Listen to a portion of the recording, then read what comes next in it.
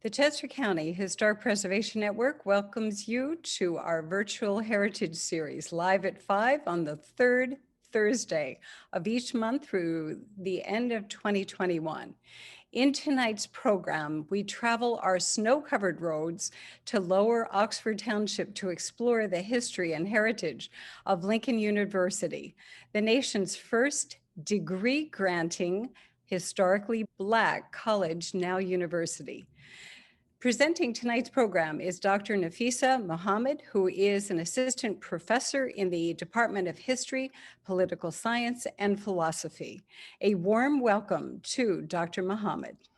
Yes, good evening, everyone, and thank you for joining me this evening.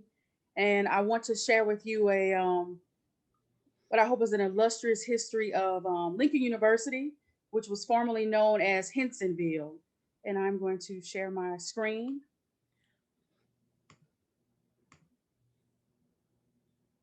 Yeah, so the title is Hensonville and the Underground Railroad in Chester County.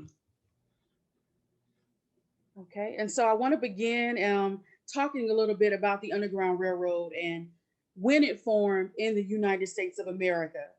So here it formed in the late 18th century, and it comprised a network of abolitionists who provided food, shelter, and transportation to enslaved blacks who dared to leave their slave owners.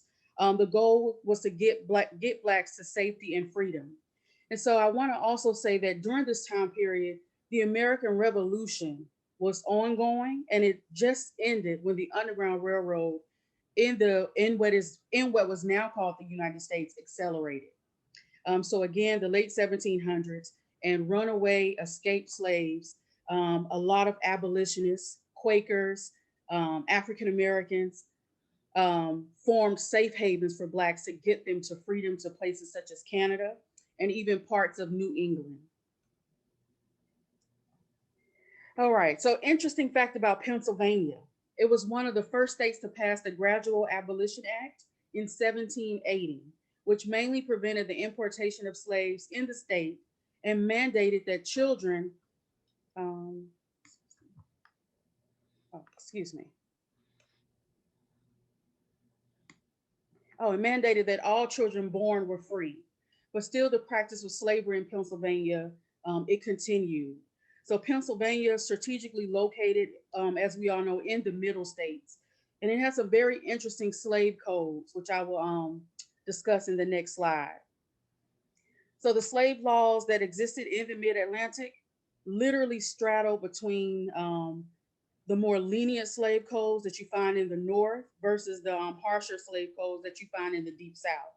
So, for example, in some of the New England states, some slave owners could not outright harm or kill blacks without going through the courts. But when you talk about states like Georgia and South Carolina, slave owners had the power to actually kill their slaves without any repercussions. But the middle states here, Pennsylvania, New York, and New Jersey, those states, slave owners could negotiate sometimes. I mean, no, the slaves could negotiate their bondage with their slave owners, and they could not harm their slaves or just kill them outright. So again, the middle states kind of straddled the line, literally, between the most lenient slave codes that you find in New England and the ones in the Deep South.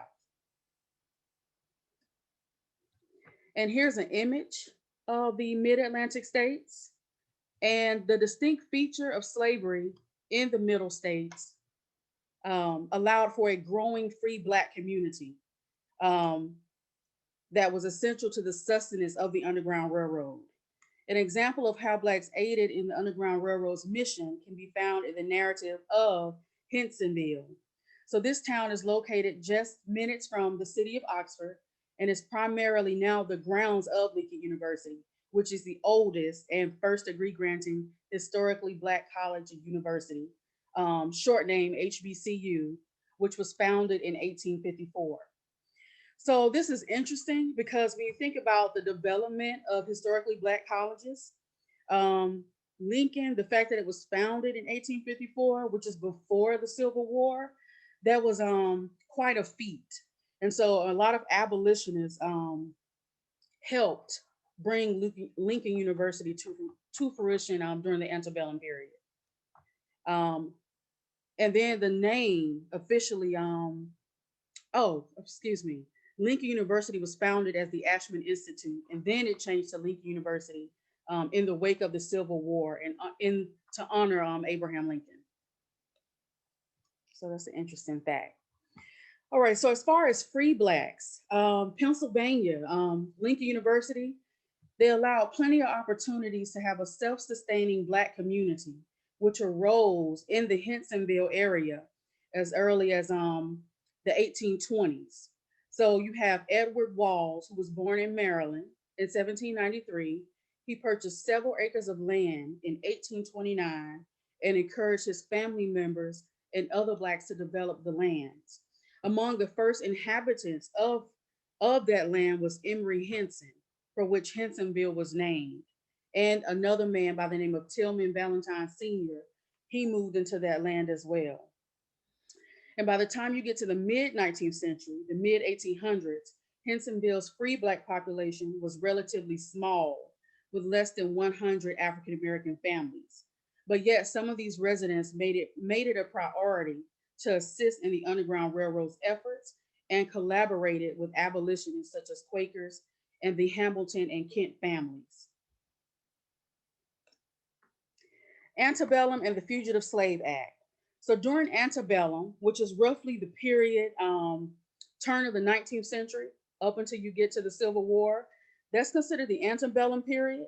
But if you want to think about the thick of antebellum, where a lot of acts such as the Kansas-Nebraska Act and John Brown's raid, the 1850s is where you would start if you really want to look at some of those major events that shaped the antebellum period.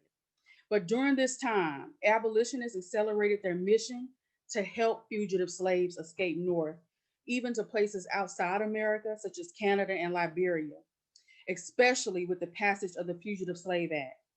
This act was very pivotal in capturing runaway slaves, even those who ran to New England states.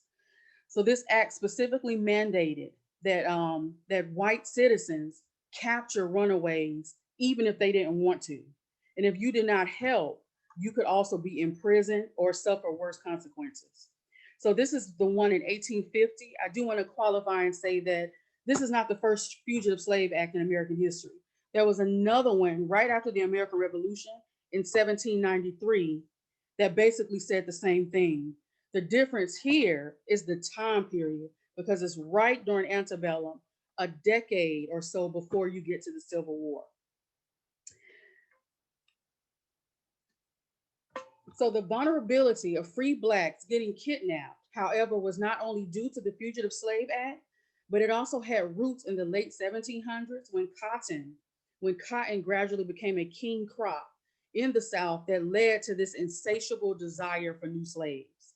So king cotton does become, as it says here, a king crop, and it becomes a major crop all the way till you get through the 1900s, roughly up into the 1950s and 60s. Free Blacks who resided in the middle states like Pennsylvania, New York, and New Jersey were often victims of what is known as the domestic or interstate slave trade.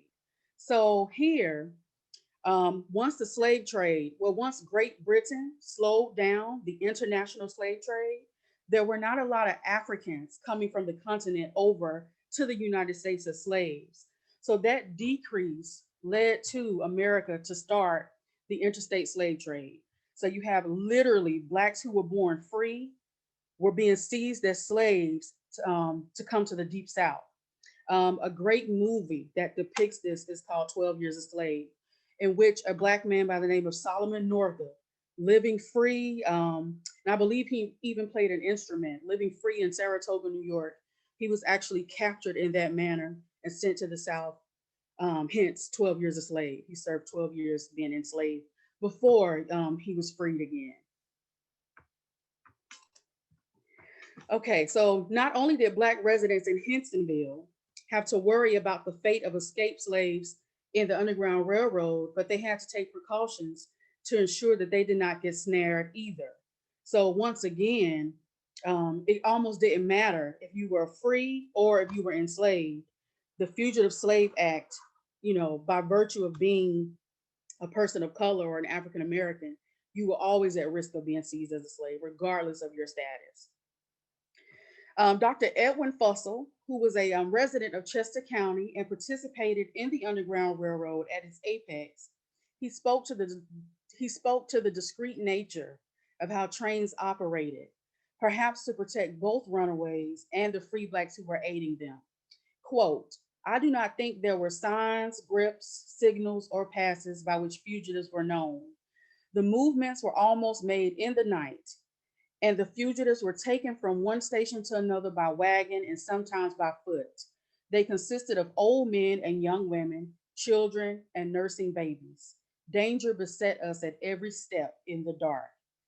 So here, Dr. Fussell talks about the dangers of the Underground Railroad, but also too, it was dangerous for any abolitionist to participate, regardless of their race. All right, and the consequences again could be very dire. And it was very strategic to move along, of course, during the night, for obvious reasons, because you see less during the night. So a lot of these voyages to freedom occurred during the nighttime. Some of these escaped persons came through Hensonville's historic Hosanna African Union Methodist Protestant Church, or simply called Hosanna AUMP Church, which was a station of the Underground Railroad, a literal station of the Underground Railroad in Hensonville. They came through this church to prevent from getting caught. Fugitive slaves, the story goes that they often hid in a tunnel located under the pulpit. Notable African Americans such as Harriet Tubman, Frederick Douglass, and Sojourner Truth visited or passed through the Hosanna Church. While much of the Hensonville community has been absorbed by what is now Lincoln University, this church remains the only or the sole historical building that's left from the Underground Railroad that stood at the intersection of slavery and freedom. And that concludes my presentation. And I do have some sources here that I use to compile what I just said before you. Thank you. If anyone has questions, you may type them in the Q&A box, and we will be having a Q&A at this time.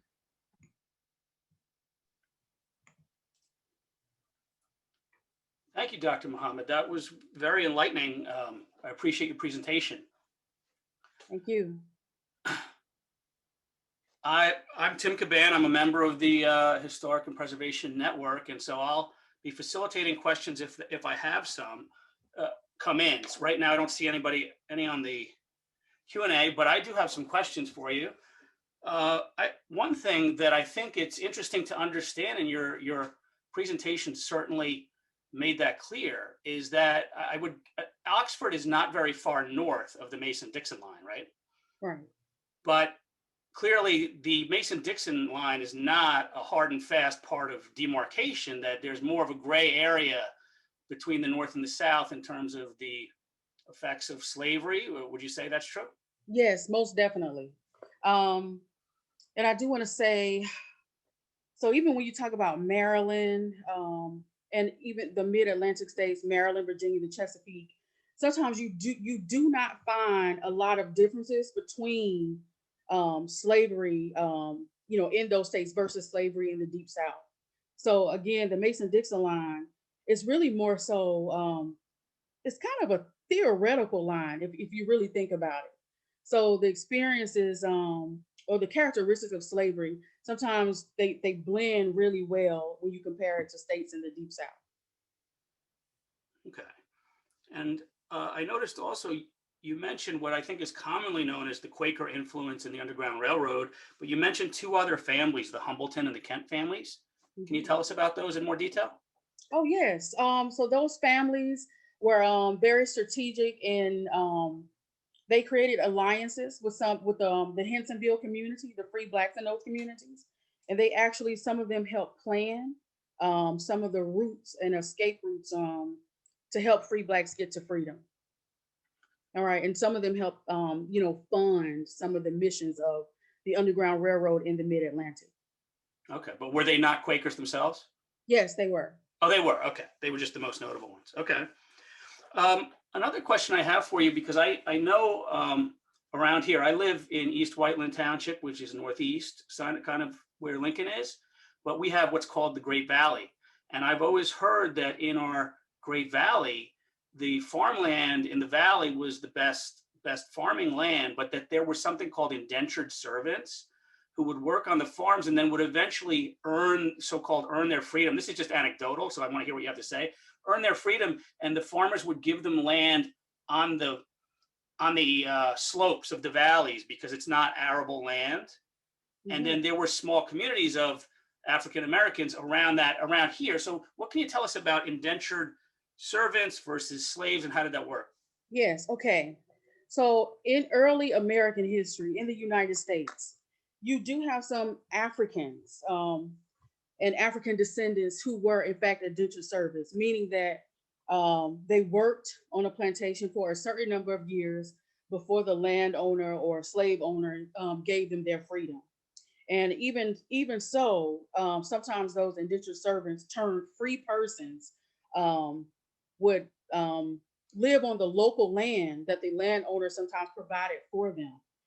But I do want to say that indentured servitude during the early 1600s, it included, of course, some African peoples as well as some of the Europeans coming from England. So you didn't really see a large number of African indentured servants as you did European indentured servants. But over time, as the 1600s progressed, you really don't see any more Africans who are indentured servants because slavery made slave codes developed in the late 1600s that made being Black, you were a lifelong slave. And so by the time you get to the 1700s, you do have some slave owners who are manumitting some of their slaves, meaning that, and manumission is the act of an owner freeing his slave. And sometimes those slaves would in fact live on the land of their former slave owner and kind of live as free people, and they would work. And you have some people who would play the lottery. Okay, interesting. So really an indentured servant in this area most likely did not apply to Black people. Is that right? Most likely, yes. And even so, sometimes, yes, I'm saying is that a lot of slave owners in the Mid-Atlantic states, they end up just freeing their slaves, even though they didn't start off as indentured servants. Okay. Well, we have some questions coming in now on the chat, so I'll start to pass those along to you. The first one is from Carolyn Rowland. She says, how many pre-1900 buildings still exist at Lincoln University? Ooh, pre-1900. That is a good question because I know the campus has undergone some major remodeling changes. But offhand, I would say maybe one or two, not many. There have been a lot of buildings added to the campus, but I would say probably less than 5. Okay. We have another question from Fred Barfoot. He says, how did Lincoln University actually get started, and when did it grow? Okay, so yes, Lincoln again was founded as the Ashman Institute in 1854, and it started a man by the name of, I think his name is Jehudi Ashman. So it started with abolitionists, and a lot of these, and Jehudi Ashman, and the other name may come to me. They were working for the American Colonization Society. So a lot of these abolitionists, the idea was to get free Blacks and send them to Africa. But a lot of those free Blacks who could not be sent, the abolitionists such as Jehudi Ashman wanted to make sure that these free Blacks could have some type of education and lead some type of decent lives. And so Lincoln University was initially founded as a school for men. It was African American men. And then over time, I believe it opened its gates up to women sometime in the 1900s. I want to say the 1970s. But Lincoln University's founding, again, is rooted in the American Colonization Society, which its sole purpose was to send free blacks to Africa, and amid the backdrop of the abolitionist movement. Okay, interesting. Thank you. What's the next one here? Can you speak to the Ashman Institute being founded, as I understand, this is Sarah Beth Kohut, as I understand, to educate blacks and send them to Liberia, and how the school transformed from that to the first HBCU that has produced distinguished alumni like Langston Hughes and Thurgood Marshall? Okay, so the part about Liberia, could you repeat the question? I know that was a long question. Yeah. The first part says, can you speak to the Ashman Institute, which is spelled ASHMUN, being founded to educate blacks and send them to Liberia? Okay. I guess again, I kind of want to go back to the American Colonization Society. And I think the other name is Mr. John Ralston Amos. Okay. I think he was the other guy that I'm trying to think of who helped get Lincoln University started. Okay. And again, essentially, the Ashman Institute,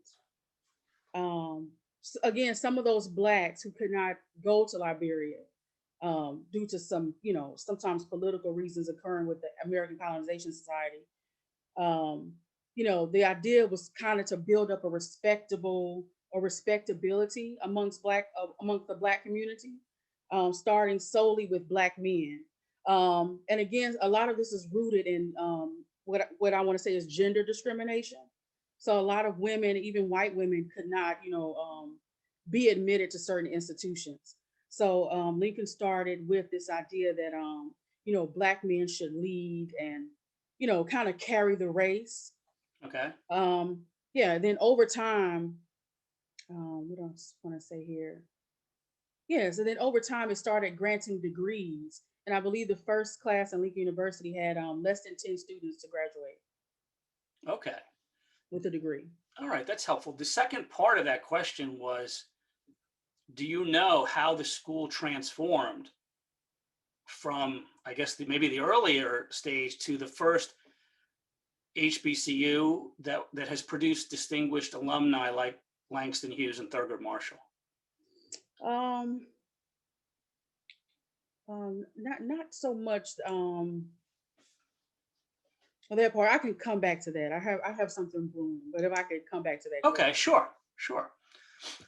Another one, it says, and sorry with all these rapid fire questions here, but thank you for being such a great resource. Another question says, would the Hinsonville families freely visit, trade, and engage with the people in surrounding towns, or did the Hinsonville people stay to themselves? Oh, and is that the free, talking about the free blacks? I would guess so, yeah. Yes, no, they did not necessarily stay to themselves. A lot of them did venture out, into safe spaces, of course, to see if they could help, those people who wanted to escape. So, what can I say? I want to say something about, I know Embry Henson, kind of speaking to, again. But no, they did not necessarily stay to themselves. A lot of the local communities, they knew about Hinsonville, and a lot of the enslaved peoples knew about Hinsonville as well. So a lot of the times word traveled, word of mouth. And a lot of this had to stay in secrecy because of the close proximity to, different slave plantations and things like that. So the enslaved community knew that Hinsonville, was the place to go if you wanted to get to freedom. Okay. So in that way. Okay. I see a question from a colleague, a fellow professor from not too far away, who gave one of our presentations, I believe, on Ursulton, Professor Tanya Thames Taylor. And she asks the question, African-American intellect, Pauli Murray's family is from Hinsonville. She discusses this in her book, Proud Shoes. Could you speak on the impact the Civil War had on Black Hinsonville, Lincoln has a Frederick Douglass statue. Please explain how that happened. Please discuss 3 famous alumni. Okay. All right. So the impact of the Civil War on the Hinsonville community. Yeah, on Black Hinsonville, that's her question. Mhm.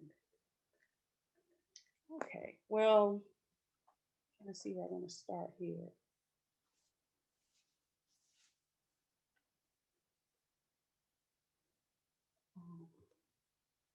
Hmm.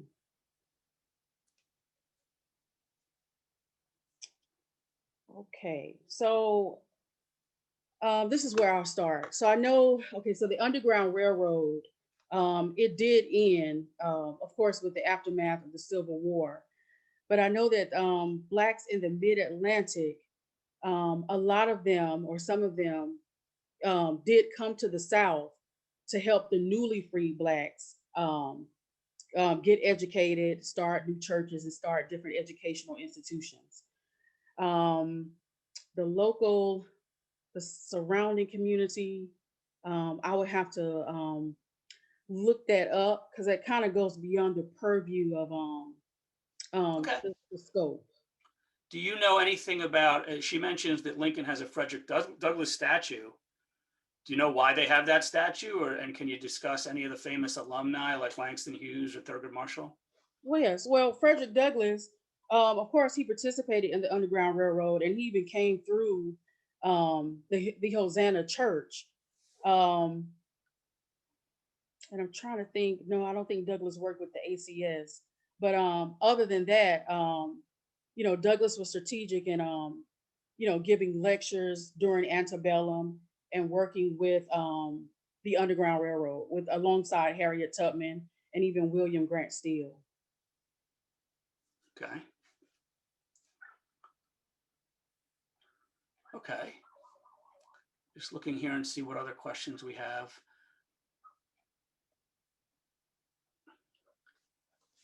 This one says, Lincoln University has an extensive campus. Does it include the Hinsonville Village footprint? If so, where exactly? It would be fun to visit. Um, I would say definitely the Hosanna Church. It's not literally on campus, but it's adjacent to it. And I would definitely say there's a part of the campus where you have the Amos Hall, and then you have another building named Grimm Hall. The placement, I guess if you're coming down Oxford, you would go through the main gate, and I would say the right half of the campus is definitely more of that Hinsonville footprint than the left side, which has been more gentrified or remodeled. Okay. Okay. Would you be able to talk at all about, I happen to be by trade, I'm more of a finance person. And I'm just curious if you could talk a little bit about the financial motivations, especially in Hinsonville and Chester County in Pennsylvania, of slavery, either moving away from slavery, move towards it, and what were some of the economic impacts of that?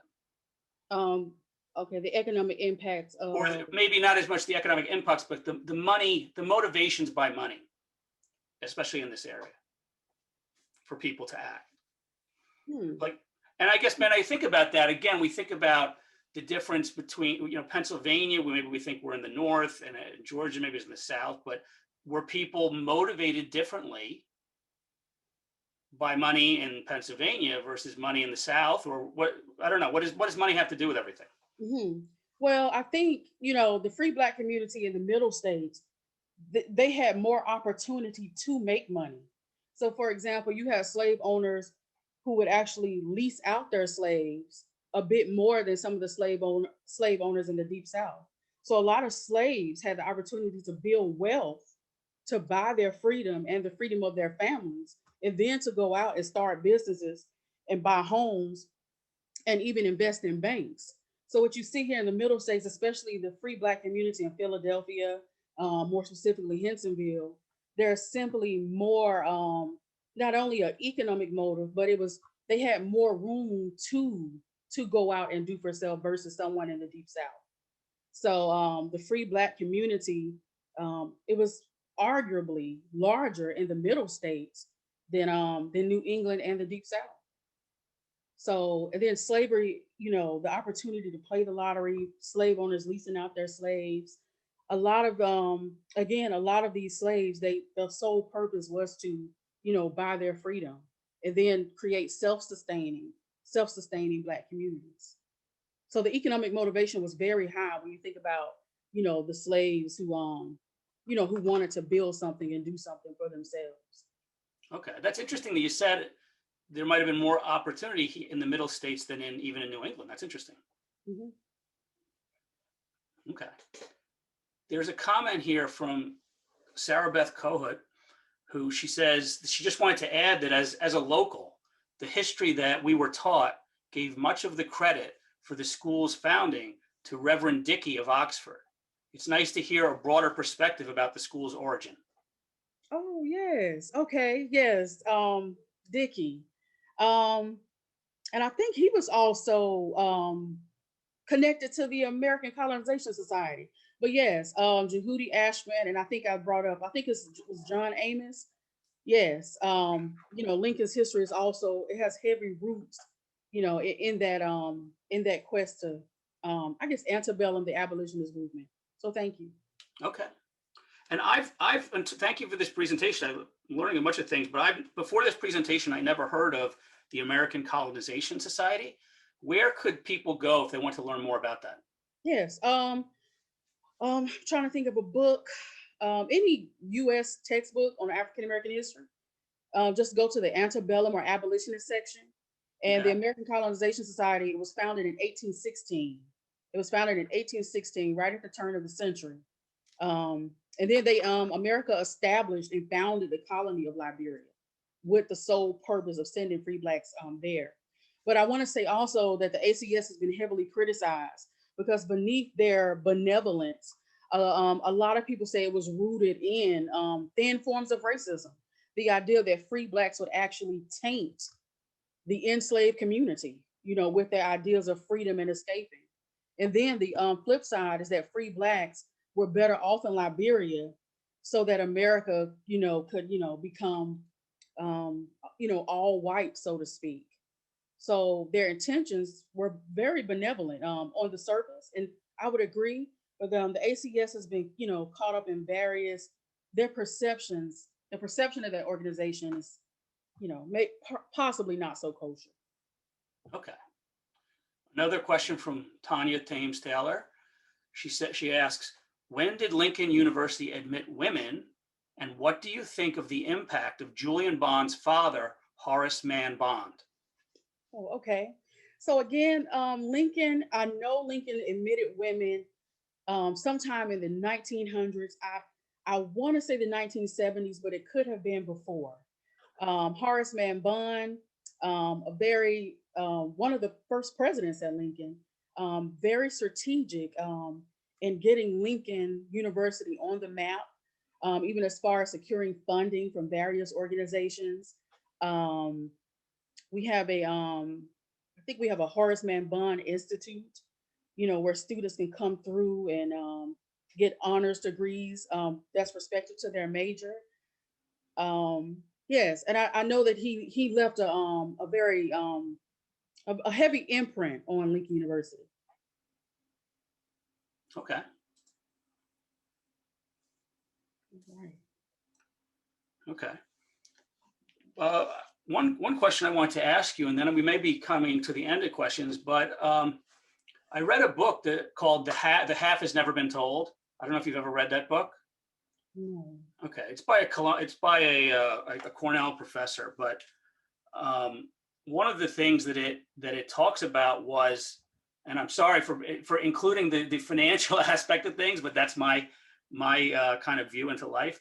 The fact that slaves were there were loans made, business loans against slaves by banks, and that when the loans went bad because the business went south, the slave owners could send their slaves away, so to speak, and claim they didn't know where they were to default on the bank loan.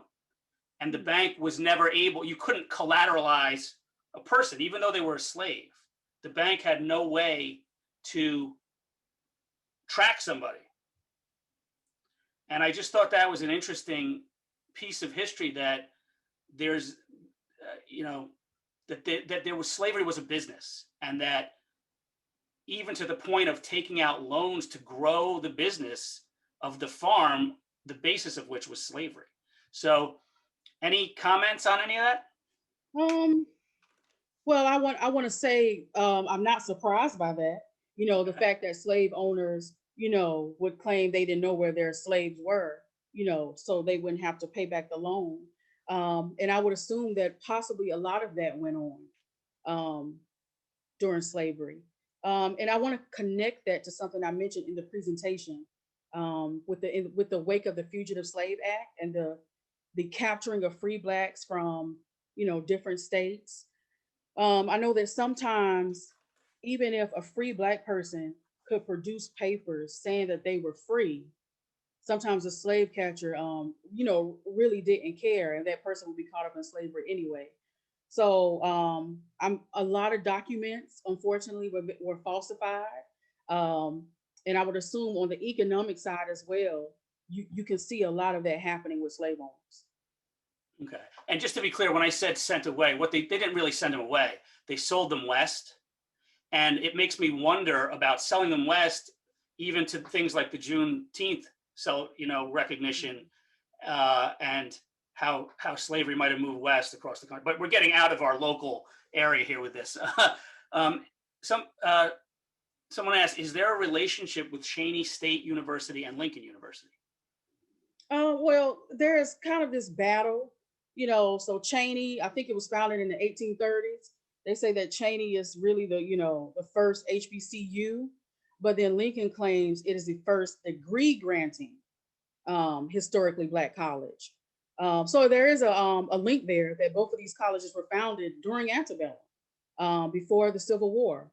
And to this very day, there's this slight competition to say who's the real first HBCU. Okay. And then this somebody named Becky comments. She says the first female graduate was in 1953. Oh, okay. So Lincoln started admitting women before the 1970s. Okay, thank you. Okay. Well, I think I'm looking for any more questions. We may have reached the end of our questions here. But I don't know whether you want to have any final comments to wrap things up before I read the closing statement. No, other than I just want to thank everyone again for listening to the presentation on Hensonville. As I'm new to the Mid-Atlantic states, and my focus is 19th and 20th century U.S. history, specifically on Black nationalism with the Nation of Islam. But it was very, nice to engage, closely with the history of Hensonville and Lincoln. So well, thank you. Thank you very much. And you did an extraordinary effort of representing the history, given that you came to Lincoln only a year and a half ago, right? Yes. Yes. Okay. Well, thank you, Dr. Muhammad. We greatly appreciate it. And I will proceed to read the final statement and then bring us to a close. We hope you enjoyed tonight's program as we explored the history and heritage of Lincoln University. Special thanks to Dr. Muhammad and Lincoln University, as well as you, our viewers, for making this program possible. Our CCHPN team looks forward to seeing you next month on Thursday, March 18th, live at 5, when we explore the fascinating story of Duffy's Cut in Malvern. We also invite you to our free CCHPN virtual spring workshop, which is taking place on Saturday, March 6th.